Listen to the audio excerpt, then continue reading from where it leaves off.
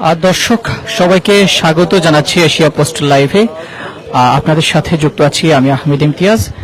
এই মুহূর্তে সরাসরি যুক্ত হয়েছি জাতীয় শহীদ মিনার থেকে। জুলাই অভ্যুত্থানের সর্বশেষ শহীদ আশরাফুল ইসলাম, তার জানাজা আজ রাত 7টায় জাতীয় শহীদ মিনারে অনুষ্ঠিত হওয়ার কথা রয়েছিল। আর সেই কথা অনুযায়ী আমরা জাতীয় শহীদ মিনারে উপস্থিত হয়েছি। আপনারা দেখতে পাচ্ছেন যে অসংখ্য পরিমাণ লোক শহীদ আশরাফুল ইসলামের জানাজায় তার জানাজার নামাজ পড়ার উদ্দেশ্যে শহীদ মিনারে একত্রিত হয়েছেন। আপনাদেরকে সরাসরি দেখানোর চেষ্টা করছি। শহীদ আশরাফুল ইসলামের লাশটি কিন্তু ইতোমধ্যেই শহীদ মিনারে নিয়ে আসা হয়েছে এবং বিভিন্ন রাজনৈতিক দলের নেতৃবৃন্দ কিন্তু তারা শহীদ মিনারে এসে উপস্থিত হয়েছেন, অর্থাৎ তারা জানাজার নামাজ পড়তে এসে উপস্থিত হয়েছেন।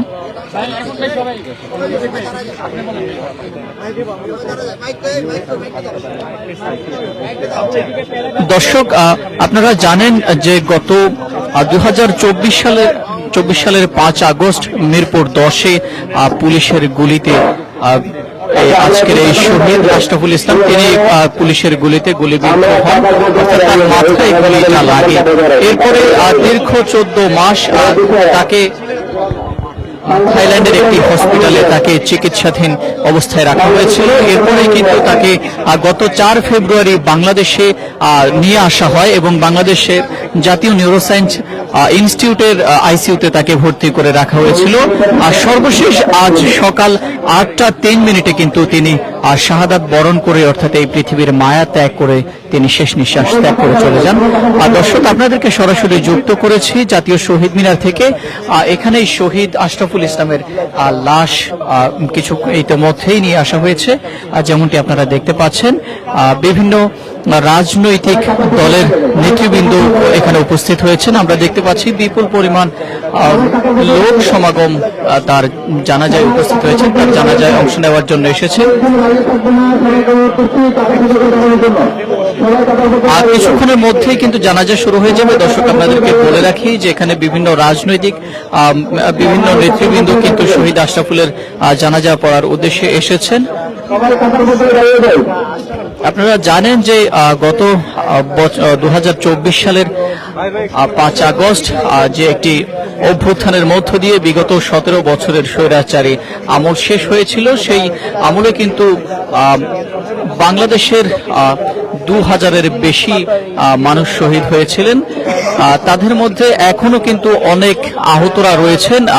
শহীদরা ব্যতীত অনেক আহতরা রয়েছেন যারা বর্তমানে হসপিটালে অসুস্থ অবস্থায় চিকিৎসাধীন অবস্থায় রয়েছেন। দর্শক, তেমনি চিকিৎসাধীন অবস্থায় ছিলেন আশরাফুল, যিনি আজ সকাল 8টা 3 মিনিটে ইন্তেকাল করেছেন। দর্শক, শহীদ আশরাফুলের জানাজা থেকে আপনাদেরকে সরাসরি এশিয়া পোস্ট লাইভে যুক্ত করেছি আমি আহমেদ ইমতিয়াজ। দেখতে পাচ্ছেন শহীদ আশরাফুলের জানাজার নামাজ পড়ার উদ্দেশ্যে কিন্তু এখানে আমরা দেখতে পাচ্ছি উপস্থিত হয়েছেন ঢাকা 8 আসনের এমপি পদপ্রার্থী নাসির উদ্দিন পাটোয়ারি, এবং আমরা আরো দেখতে পাচ্ছি শিবিরের কেন্দ্রীয় নেতাকর্মীদের একাংশ এখানে উপস্থিত রয়েছেন। আমরা দেখতে পাচ্ছি ডাকসুর নেতৃবৃন্দ রয়েছেন এখানে উপস্থিত, তারা জানাজার নামাজে অংশগ্রহণ করার উদ্দেশ্যে এসেছেন। এছাড়া বিভিন্ন শ্রেণী পেশার মানুষ এখানে উপস্থিত হয়েছেন। দর্শক, কিছুক্ষণের মধ্যেই শহীদ আশরাফুলের জানাজা শুরু হয়ে যাবে। আপনাদেরকে সরাসরি কেন্দ্রীয় শহীদ মিনার থেকে দেখানোর চেষ্টা করছি। ফেব্রুয়ারি 4 তারিখ 2026 5ই আগস্টে যে বর্বরতম নির্যাতন, বর্বরতম আঘাত, বুলেটের আঘাতে আমাদের ভাই সহযোদ্ধা 18টি মাস আইসিইউতে। দর্শক, এই মুহূর্তে শহীদ আশরাফুলের লাশ নিয়ে আসা হয়েছে। আমরা দেখতে পেয়েছি ডাকসুর নেতৃবৃন্দ কাঁধে করে তার শহীদ আশরাফুলের লাশটি নিয়ে এসেছেন এবং তারা সবাই আসলে এর আগে আমাদের মিডিয়া কর্মীদের কাছে তারা শোক জ্ঞাপন করেছিলেন যে শহীদ আশরাফুলের মৃত্যুতে তারা গভীরভাবে শোকাহত। দর্শক, আপনারা জানেন যে গত 2024 সালের 5 আগস্টে শহীদ আশরাফুল পুলিশের গুলিতে মিরপুর 10-এ মাথায় গুলিবিদ্ধ হন। এরপর শহীদ আশরাফুলকে থাইল্যান্ডে চিকিৎসার জন্য নিয়ে যাওয়া হয়েছিল সরকারের পক্ষ থেকে। এর পরবর্তীতে কিন্তু দীর্ঘ 14 মাস চিকিৎসার পর তাকে থাইল্যান্ড থেকে কিন্তু বাংলাদেশের নিউরোসায়েন্স হসপিটালে, জাতীয় নিউরোসায়েন্স হসপিটালে তাকে নিয়ে আসা হয়েছিল। এরপরেই কিন্তু গত দীর্ঘ 1.5 বছরের যে একটি মৃত্যুর সাথে যে একটি সংগ্রাম, তিনি হাসপাতালের বেডে শুয়ে সে সংগ্রাম করে যাচ্ছিলেন। কিন্তু আজ সকাল 8:03 তিনি এই দুনিয়ার মায়া ত্যাগ করে চলে গিয়েছেন। দর্শক, আপনাদেরকে যুক্ত করেছি জাতীয় শহীদ মিনার থেকে, যেখানে শহীদ আশরাফুলের জানাজা হওয়ার কথা হয়েছিল, সেই কথা অনুযায়ী সবাই এসেছেন।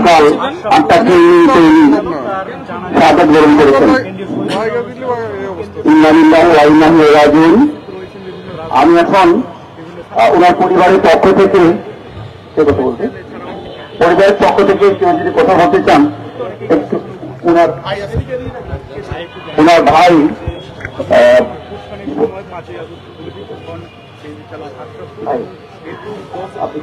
দর্শক, আপনারা জানেন যে 2024 সাল আশরাফুল ভাইয়ের বাবা আপনাদের সামনে কিছু কথা রাখবেন, ওনাকে কথা বলার জন্য একটু রিকোয়েস্ট করছি।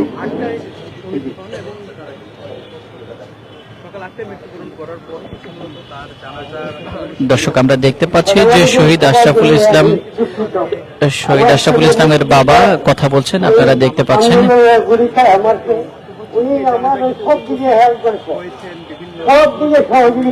দর্শক, আপনারা এই মুহূর্তে দেখতে পাচ্ছেন যে শহীদ আশরাফুল ইসলামের বাবা কিন্তু কথা বলছেন এই মুহূর্তে। তিনি তার যে ছেলে আশরাফুল ইসলাম শহীদ হয়েছেন, তার মৃত্যুতে তিনি অত্যন্ত শোকাহত, তিনি ব্যথিত হয়েছেন।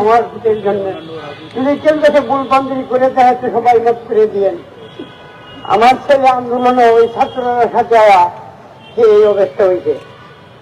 আমি এই পর্যন্তই বললাম, আপনাদের কাছে কৃতজ্ঞ। কথা মতো ভাষা নেই।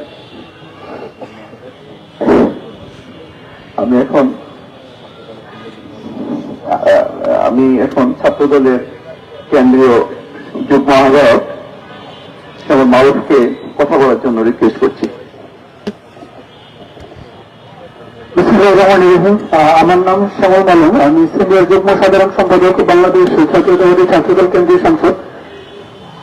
কল্যাণ নাসরিনের জায়গাতের মৌত আমরা জানি, তার জন্য মৃত্যুতে মারা যেতে হবে, এটা জগতের নিয়ম। কিন্তু কিছু কিছু মৃত্যু আছে যে মৃত্যুগুলো ইতিহাসের বাদ্যদলের সাক্ষী হয়ে থাকে। ঠিক তেমনি আমাদের আশরাফুল 2024 সালের 5 তারিখে মিরপুরে গুলিবিদ্ধ হয়েছিল। দীর্ঘ 18 মাস তিনি বিদেশে চিকিৎসাধীন ছিলেন। আজকে সকাল 8:03 তিনি জাতীয় নিউরোসায়েন্স হসপিটালে মারা গেছেন। বাংলাদেশের আপামর সবার মতো আমরা বাংলাদেশ জাতীয়তাবাদী ছাত্রদল, বাংলাদেশ জাতীয়তাবাদী পরিবার, আমরা সবাই অত্যন্ত শোকাহত এবং মর্মাহত।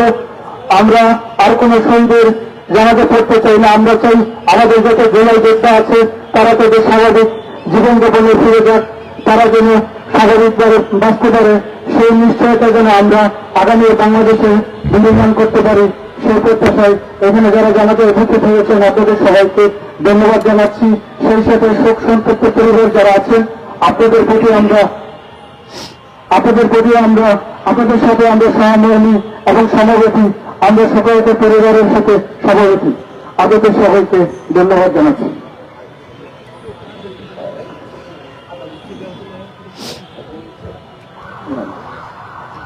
আর সম্মানিত উপস্থিতি, আমাদের সামনে এবার বক্তব্য রাখবেন 24-এর আন্দোলনের জুলাই যোদ্ধা, আন্দোলনকে ধারণ করেন আমাদের সবার প্রিয় ভাই এবং ঢাকা 8 আসনে প্রার্থী নাসিরউদ্দিন পাটোয়ারি।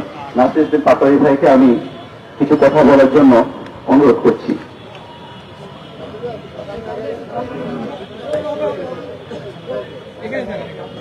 আসসালামু আলাইকুম। আমাদের এখনো শহীদদের লাশ বয়ে বেড়াতে হচ্ছে। আজকে শহীদরা হলো আমাদের ঐক্যের প্রতীক। এখানে সব দলের সবাই রয়েছেন। শহীদরা আমাদেরকে এখনো ঐক্যের জায়গায় রেখেছেন এবং শহীদরা এই জন্যই হয়েছেন যাতে আমরা সার্বভৌমত্ব রক্ষা করতে পারি বাংলাদেশের আধিপত্যবাদ থেকে, এবং একটি নতুন বাংলাদেশ গড়তে পারি যেখানে ফেসিবাদ থাকবে না। তো সেই শহীদরা আমাদেরকে এখনো ঐক্যের জায়গায় রেখে দিয়েছেন। আমরা ইনশাআল্লাহ ঐক্য ধরে রাখবো, নতুন বাংলাদেশ গড়ব। আমাকে শহীদের ভাইয়ের যিনি উনি জানিয়েছেন যে ওনাদের লাশ নিয়ে আবার কিশোরগঞ্জে দ্রুত রওনা হতে হবে। এই জন্য যাতে আমরা দ্রুত জানাজার নামাজটা কমপ্লিট করতে পারি, এই জন্য কথা বাড়ালাম না। তবে আজকে যারা উপদেষ্টা আছেন এবং অনেকে আছেন, জানাজায় আসলে একটু ভালো হতো, তাহলে আমাদের একটু মনটা একটু শান্তি হতো। জান দিব, জুলাই দেব না। হাজির হয়ে কথা মনে পড়ছে, সবাই জান দিয়ে যাচ্ছে, কিন্তু মাথায় রাখতে হবে আমরা জুলাই কখনোই দিব না। এবং আমাদের সামনে বক্তব্য রাখছেন আরেক জুলাই যোদ্ধা, আমাদের সহযোদ্ধা, বাংলাদেশ ইসলামী ছাত্র শিবিরের সম্মানিত সেক্রেটারি সেজাদুল্লাহ। আসসালামু আলাইকুম ওয়া রাহমাতুল্লাহ। কুল্লু নাফসিন যায়িকাতুল মাউত ওয়া লা তাকুলু লিমান ইউকতালু ফী সাবিলিল্লাহি আমাত বাল আহইয়াউ ওয়ালাকিন লা তাশউরুন। শহীদ যারা হয় তারা আসলে মারা যায় না, আল্লাহ তাআলা বলেছেন যে তারা জীবিত থাকে। আমাদের ভাই আমাদের সাথেই ছিলেন, আমাদের সাথে আমরা একসাথে লড়াই সংগ্রাম করেছিলাম। আজকে আল্লাহ তাআলা তাকে শহীদ হিসেবে আমাদের কাছ থেকে নিয়ে গিয়েছেন। প্রতিটা লাশ আমাদের জন্য অনেক ভারী। আমরা জানি এই পরিবার অনেক কষ্ট করেছে, ডাক্তাররা তাদের সাধ্যমতো চেষ্টা করেছে। আমরা আসলে এমন এক বাংলাদেশ চাই, আমরা বিশ্বাস করি, আমরা জুলাইয়ে যারা রাজপথে ছিলাম, আমরা যারা তরুণ সমাজ আছি, আমরা শপথ নিতে চাই জুলাইয়ের শহীদদের যে আকাঙ্ক্ষা ছিল সেই আকাঙ্ক্ষার বাংলাদেশ আমরা গড়েই ছাড়বো ইনশাআল্লাহ। তো আল্লাহ তাআলা আমাদের ভাইকে শহীদ হিসেবে কবুল করুক, আমরা তার জন্য দোয়া করব এবং আমরা ইনশাআল্লাহ শহীদ ফ্যামিলির সাথে থাকার চেষ্টা করব। আসসালামু আলাইকুম ওয়া রাহমাতুল্লাহ। একেবারে আমাদের হাতে সময় কম, আমাদের আরেক ভাই উপস্থিত হয়েছেন, বাংলাদেশ জামাতে ইসলামের সম্মানিত শাহবাগ থানার আমির মাহফুজুল হক, একটু অল্প সংক্ষিপ্ত বক্তব্য কথা রাখার জন্য একটু।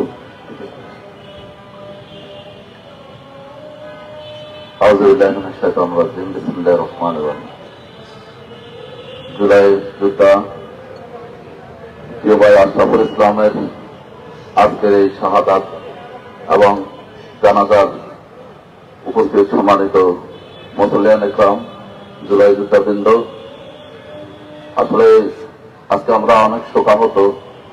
এই জুলাই যে শহীদদের সারি দীর্ঘ থেকে দীর্ঘতর হচ্ছে, এটা আসলে কোন জায়গায় গিয়ে দাঁড়াবে শেষ হবে আমরা জানি না। আমরা চাই এখনো যারা আহত আছে, পঙ্গুত্ব বরণ করে আছে, তাদেরকে সরকারের পক্ষ থেকে যথাযথ ব্যবস্থা গ্রহণ করা হোক, চিকিৎসার ব্যবস্থা গ্রহণ করা হোক। এভাবে যেন আমাদের এই শহীদদের সারি যেন আর দীর্ঘ থেকে দীর্ঘতর না হয়, সেজন্য সরকার কার্যকর ব্যবস্থা গ্রহণ করবে বলে আমরা আশা করি। যেভাবে তাকে গুলি করে এবং ছাত্রলীগ তাকে যেভাবে কুপিয়ে আজকে দীর্ঘ চিকিৎসার পরও তাকে আমরা বাঁচাতে পারলাম না, সেই খুনিদের যেন অবিলম্বে বিচার হয় এবং বাংলার মানুষ যেন তাদেরকে ফাঁসির কাছে ঝুলতে দেখে, সেটি আজকে আমরা প্রত্যাশা করি। আমাদের সহকারী সেক্রেটারি অ্যাডভোকেট এহসানুল মাহবুব ভাই 3:30টায় এসেছিলেন, কিন্তু ওই সময় জানাজা না হওয়ার কারণে তিনি আসতে পারেন নাই। সবাইকে সালাম দিয়েছেন।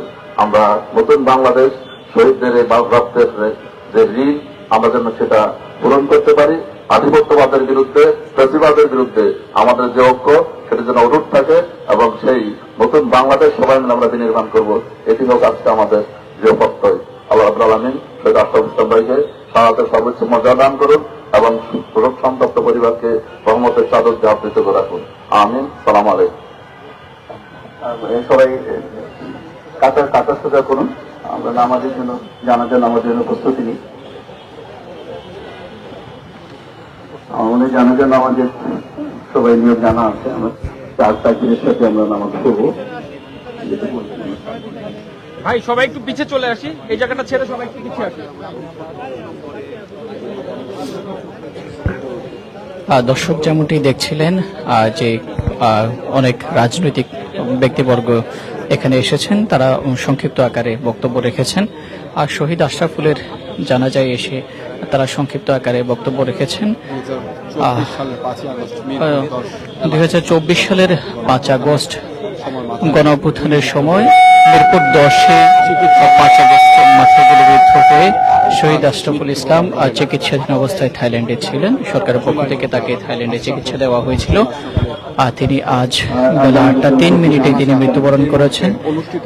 তার জানাজা ইতিমধ্যেই প্রস্তুত হয়ে গিয়েছে। এক্ষুনি জানাজার নামাজ দাঁড়াবে। আমরা দেখতে পাচ্ছি যে জানাজার নামাজের জামাত দাঁড়িয়ে গিয়েছে।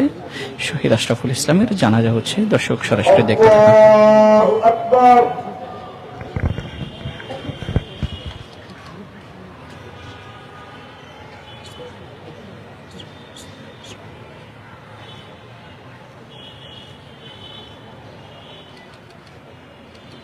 আল্লাহু আকবার।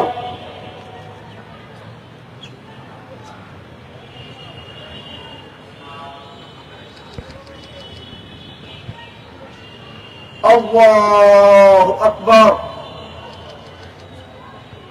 আসসালামু আলাইকুম ওয়া রাহমাতুল্লাহ। আসসালামু আলাইকুম ওয়া রাহমাতুল্লাহ। আপনারা কেউ নড়বেন না, একটা ফুল আছে, ফুলটা দিতে হবে। একটা ফুল আছে, ফুলটা একটু নিয়ে আসবেন। কেউ নড়বেন না।